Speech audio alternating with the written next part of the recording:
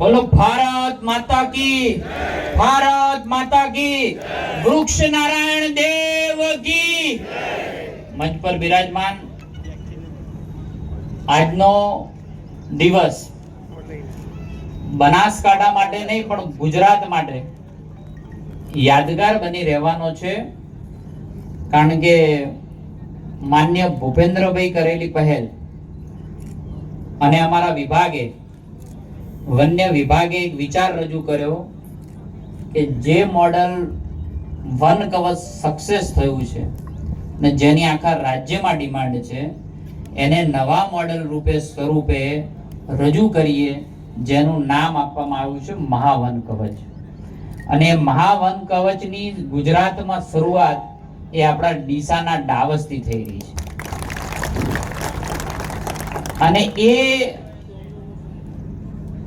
અને નિમિત્ત શું છે? પ્રવીણભાઈનો જન્મદિવસ એ નિમિત્ત નથી. નરેન્દ્રભાઈને પ્રધાનમંત્રી તરીકે 12 વર્ષ પૂરા થયા છે ને, એ નિમિત્ત છે. એમના નિમિત્તે આપણે આ શરૂઆત કરી રહ્યા છીએ. નરેન્દ્રભાઈને 12 વર્ષ પૂરા થયા છે એટલે 120 એકરની અંદર આજે પ્લાન્ટેશનની શરૂઆત થઈ રહી છે. એ નિમિત્તે અહીંયા ઉપસ્થિત આપણા જિલ્લા ભાજપના પ્રમુખ શ્રી માન્ય કીર્તિસિંહજી, આપણા જિલ્લા પંચાયતના પ્રમુખ શ્રી માન્ય વસંતભાઈ, માન્ય દિનેશભાઈ અનાવડિયાજી, પીજેભાઈ, ડાયાભાઈ, આપણા મહામંત્રી શ્રી રસિકજી, મગનભાઈ, અમારા બંને અધિકારી જે ખૂબ મહેનત કરી રહ્યા છે. એક એક વાત લઈને આવે ને, હું કહું એનાથી થોડુંક વધારે વિચારીને જ આવે છે. એટલે હું થોડીક વાત કરું ને એની પહેલા એમને ખબર તો પડી જ જાય છે કે મને નાનું ફાવતું જ નથી. પેલા અમે વિચાર એક હેક્ટર થી પહેલા વિચાર કરતા વન વિભાગ, એક હેક્ટરમાં વન કવચ બની જાય તો સારું. હવે આજે આપણે જ્યાં શરૂઆત કરીએ છીએ ને, કેટલા વીઘા થાય છે? 200 વીઘા. 200 વીઘાની અંદર ડાવસની ધરતી ઉપર વન કવચના મોડલથી ગુજરાતની થીમ આધારિત આ પ્લાન્ટેશન થયેલું છે. દરેકના ઝોન બનેલા છે, A B C D એવી રીતે ઝોન પડ્યા છે. જે દૂર દૂર સુધી ઊભા છે ને એનું બારે બાયફર્કેશન કરેલું છે કે એ ઝોનમાં ઉત્તર ગુજરાત છે, બી ઝોનની અંદર દક્ષિણ છે, સૌરાષ્ટ્ર છે, કચ્છ છે, મધ્ય ગુજરાત છે, અને જ્યાં આપણે સ્ટેજ છે ને ગાંધીનગર છે.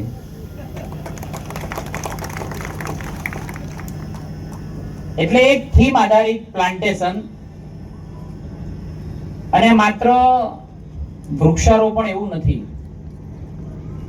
અત્યાર સુધી મેં જ્યારે પણ પ્લાન્ટેશન, મારો જન્મદિવસ આવ્યો છે ને તો મેં ગ્રીન ડે તરીકે જ ઉજવ્યો છે.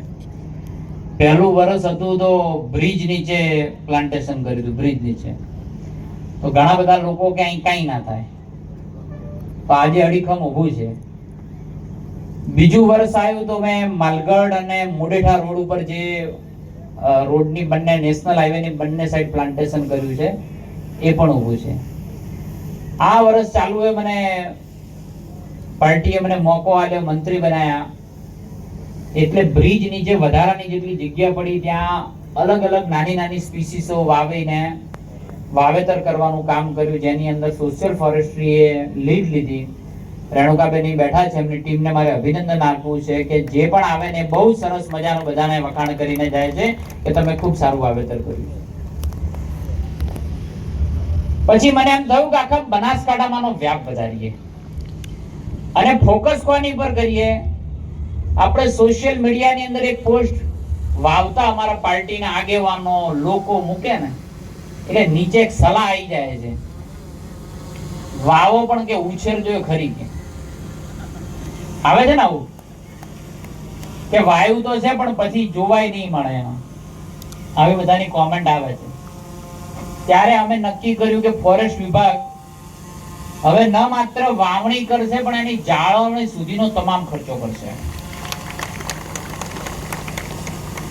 મિત્રો આજે આટલા બધા વૃક્ષો, 2 લાખ વૃક્ષો માત્ર તમે ઉભા ત્યાં વાવવાના છે. 2 લાખ વૃક્ષો જાળવણી સાથે, ફુવારા ડ્રીપ સાથે, મિયાવાકી પદ્ધતિ, જાપાનની પદ્ધતિ સાથે, અને અહીંયા એન્ટ્રી કરો ને, આ માત્ર જંગલ પૂરતું ઊભું થાય એવું નહીં. ગુજરાતના તમામ લોકો અહીંયા ટુરિઝમ તરીકે આવે ને એ દ્રષ્ટિએ ત્યાંનો વિકાસ કરી રહ્યા છે. ફરી શકે, અહીં આવે એટલે બારે દુકાનો લાગશે, અહીં આવશે એટલે કોઈનો નાનો મોટો ચાનો ધંધો ચાલશે, અહીં આવશે એટલે કોઈનો નાસ્તા પાણીનો ધંધો ચાલશે, કોઈ આવશે એટલે દીકરા દીકરીઓને અહીંયા ટ્રાવેલિંગ કરવા માટે કોઈ ટેક્સી તરીકે બધાનો ધંધો ચાલશે. એટલે એ દ્રષ્ટિએથી પણ આને ડેવલપ કરી રહ્યા છે. નરેન્દ્રભાઈને 12 વર્ષ પૂરા થાય એટલે અમે વન વિભાગે વિચાર્યું કે આમાં આપણે શું કરવું છે. દર વર્ષે કંઈક નાનું મોટું વાવેતર કરીને આપણે સંતોષ માની લઈએ છીએ. ત્યારે આ વર્ષે નક્કી કર્યું છે કે આ વર્ષની અંદર વન વિભાગ 12 વર્ષ નરેન્દ્રભાઈને પૂર્ણ થયા છે, એ નિમિત્તે 12,000 એકરની અંદર પ્લાન્ટેશન બનાસકાંઠાની અંદર કરશે. એટલે કેટલા વીઘા થાય? 30,000 વીઘા. 30,000 વીઘાની અંદર બનાસકાંઠા ફોરેસ્ટ, વાઇલ્ડલાઇફ અને સોશિયલ ફોરેસ્ટ્રી એનું પ્લાન્ટેશન કરવાનું આયોજન કર્યું છે. માં અંબાનું જ્યાં સ્થાન છે, જ્યાં ગબ્બર છે, એ ગબ્બરને પણ ગ્રીન કરવાનું આયોજન, આટલું જ મોટું આયોજન આવનારા સમયની અંદર તૈયાર થઈ રહ્યું છે. આપણે જ્યાં બેઠા એની બાજુમાં જ, કદાચ આ બાજુ, બહુ જ મોટું ગુજરાતનું મોટું સાંસ્કૃતિક વન બનવા જઈ રહ્યું છે, જેની અંદર બાળકો, આખા રાજ્યના લોકો આવે ને એજ્યુકેટ થાય કે કઈ સ્પીસીસો કેવી રીતે થાય છે, કયા વૃક્ષનું કયું ગુણ છે, એ તમામ વસ્તુ ત્યાં પણ શીખી શકશે, અહીંયા પણ શીખી શકશે. અહીં કોઈ એન્ટ્રી કરે છે, આ ગુજરાતનો નકશો બનાવ્યો છે, અહીં કોઈ એન્ટ્રી કરે તો અહીંયા આયા પછી પણ એને જાણવું હોય કે આ વૃક્ષની કઈ ખાસિયત છે, તો એમાં મેડિકલ પ્લાન્ટ્સ હશે, એની અંદર ઔષધિ શું છે, આ પ્લાન્ટની ઔષધિ કઈ બને છે, એ પણ અહીંયા જોવા મળવાની છે. અહીંયા એને એમ લાગે છે કે વુડની જાતો છે, લાકડાની કેટલી જાતો છે, એ પણ અહીં જોવા મળવાની છે. અહીંયા એને લાગે કે ફળાવ વૃક્ષો કેટલા છે, એ પણ અહીં જાત જોવા મળવાની છે. એમ અલગ અલગ પ્રકારે વૃક્ષો 104 થી વધુ જાતિઓના વૃક્ષારોપણ કરી અને માત્ર ન માત્ર વાવેતર પણ આવનારી પેઢી સેન્સિબલ થાય એના માટેનું કામ આજે ફોરેસ્ટ વિભાગ કરી રહ્યું છે.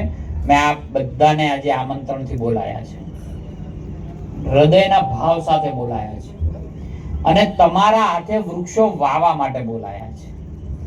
આ માત્ર તમને આમંત્રણ એટલા માટે આપ્યું છે કે તમારા હાથનું વાયેલું વૃક્ષ આવનારી પેઢી, તમારી પેઢી પણ એમ કહી શકે કે મારા પરિવારના સ્વજનના હાથે અમે આ વૃક્ષ વાયેલું છે, એટલે આવનારા સમયમાં આવતાની પેઢી તમામ લોકો અહીંયા પણ આવે અને પોતે પણ એટલા સંવેદનશીલ બને અને પોતાના તે વૃક્ષો વાવે.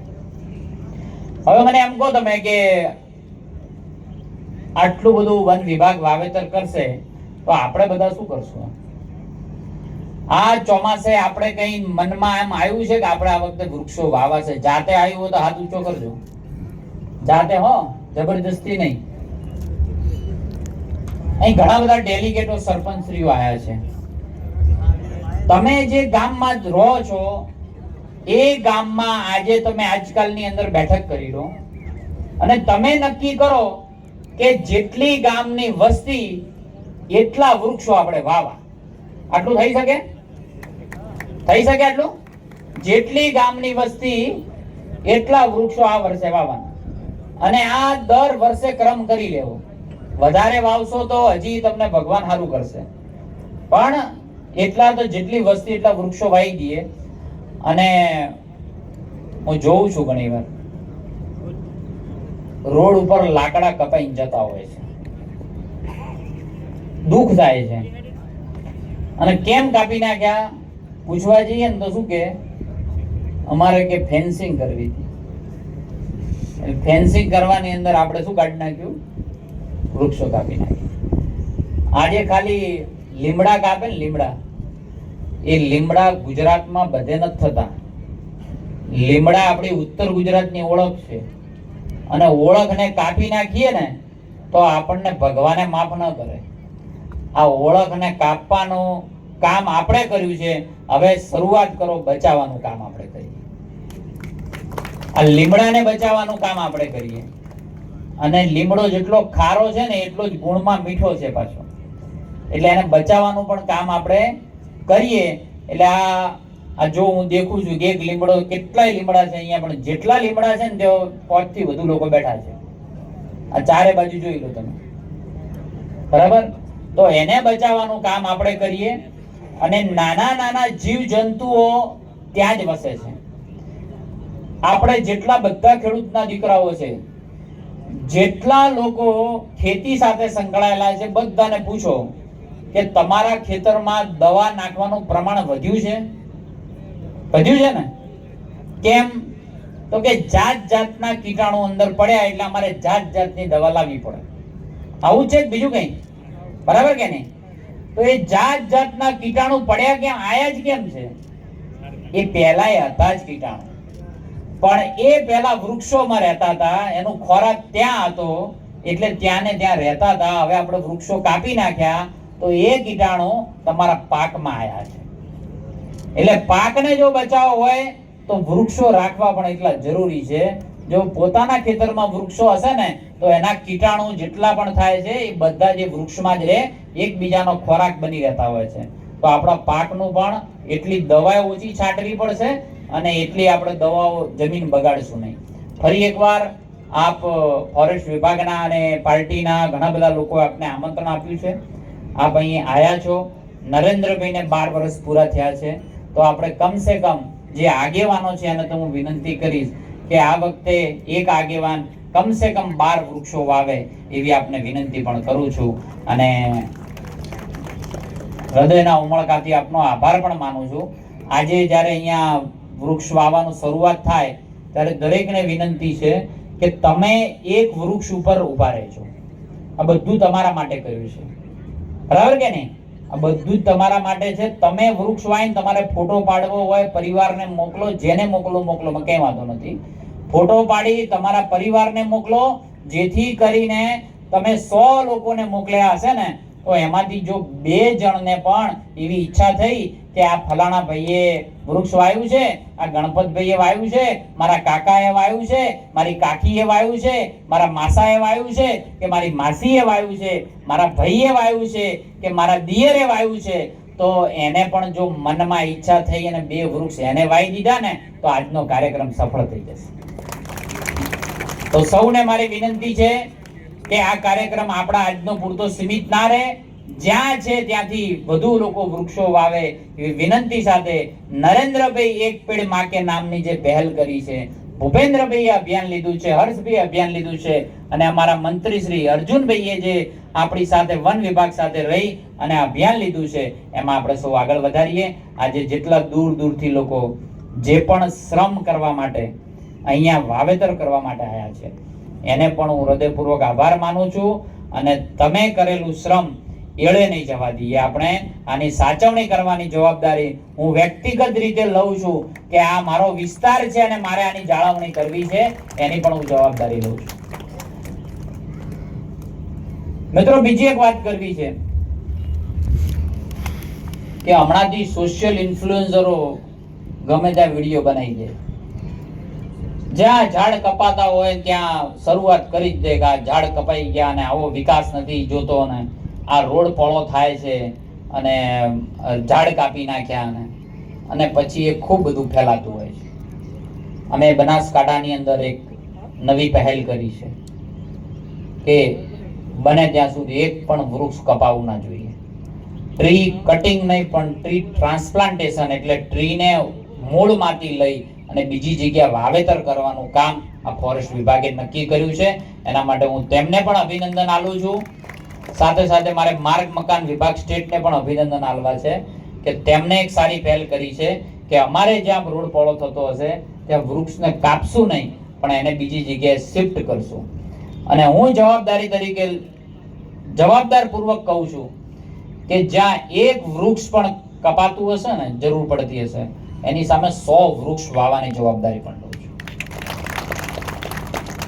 અને ઘણો વધારો કરવા માટે હજી આપણે ખૂબ પાછળ છીએ વાવેતરની અંદર. ગ્લોબલ વોર્મિંગની અસરો પણ આના લીધે થઈ છે. હું ખેડૂતનો દીકરો છું એટલે મને બિલકુલ ખબર પડે છે વૃક્ષની કેટલી અહેમિયત છે આની. મને ખબર પડે છે એનું મહત્વ કેટલું છે. અહીંયા બેઠેલા ઘણા બધા લોકોને મારે કેવું છે કે આપણે બધાની પાનખર ઋતુ બધાએ જોયેલી હશે. જોઈ છે ને બધાએ? પાનખર ઋતુ ખબર છે ને બધા? શું થાય એમાં? પાન ખરી જાય. તો ખરે કેમ છે પાન? કેમ ખરે છે? એ પાન એટલા માટે ખરી જાય છે કે જે વૃક્ષ આખા વર્ષની અંદર પાણી મૂળમાંથી ખેંચી નીચે જમીનમાંથી ખેંચી અને મૂળમાં આપવાનું કામ કરે છે, પણ આ પાનખર ઋતુ આવે છે ને તો એક એક પાંદડો, એક એક ડાળી અને એક એક થડ એમાં જેટલું પાણી હોય છે ને એ જમીનમાં આલવાનું ચાલુ કરે છે. લેવાનું નહીં પણ ચાલુ કરે છે, એટલે બધા પાન ખરી જાય છે. અને એ જમીનમાં જે આલવાનું ચાલુ કરે છે એના લીધે આપણે જ્યારે પણ ખેડૂતોને જ્યારે ભર ઉનાળે તકલીફ પડે છે ને ત્યારે એ કામ પૂરું પાડવાનું કામ એ આ વૃક્ષો કરે છે. એને પાણી આલવાનું કામ કરે છે. ઘણા બધા ડેમો તમે સમાચાર લેજો કે ભર ઉનાળે આવક આવે છે, તો એ પાનખરની આવક આવે છે પાણીની. તો એટલું વૃક્ષ પણ 12 મહિનાની અંદર 1 મહિનો એવો છે કે જે પાણી લેવાનું કામ કરે, એમાં 1 મહિનો આપવાનું કામ કરે છે. તો આપણે તો માણસ છીએ, આપણે તો બોલી શકીએ છીએ, આપણા જોડે 2 હાથ છે, 2 પગ છે, એ પશુ પંખીઓ જોડે નથી. તો આપણું તો કામ એ છે એક વૃક્ષે વાઈએ અને કુદરતે આપેલું વરસાદનું પાણી છે ને એનું ટીપે ટીપું સિંચન પણ કરીએ. એટલે 2 કામ તમને એક જનપ્રતિનિધિ તરીકે, તમારા દીકરા તરીકે, તમારા ભાઈ તરીકે તમને એક કામ સોંપું છું કે આ વરસાદની અંદર આપણે એક વ્યક્તિ 12 વૃક્ષો વાવે અને પ્રતિ વ્યક્તિ જેનું ખેતર છે એ ખેતરનું પાણી ખેતરમાં રાખે અને તમામ પાણી એ પોતાના જૂના બોર, કુવા, ખેત તળાવડી એની અંદર રિચાર્જ કરે. તો આપણને એમ થાય કે ભગવાને જન્મારો આલ્યો ને એ સફળ થશે. એવી વિનંતી પણ આપને કરું છું. આપ સૌનો હૃદયપૂર્વક ખૂબ આભાર. ફરી એકવાર ફોરેસ્ટ વિભાગનો, અહીંયા આયા ઉપસ્થિત તમામ મહેમાનો પણ હૃદયપૂર્વક આભાર વ્યક્ત કરું છું. જય જય ગરવી ગુજરાત, જય જય ગરવી ગુજરાત. ખૂબ સરળ, સૌમ્ય અને નક્કર વિચારધારા ધરાવનારા આપણા